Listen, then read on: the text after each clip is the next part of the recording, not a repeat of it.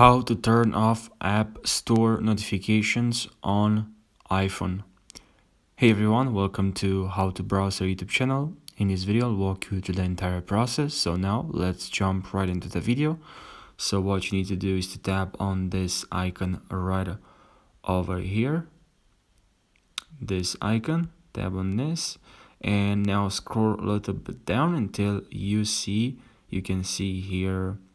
When you see your notifications, please click on notifications and now look for App Store. And right App Store, we have it right at the top.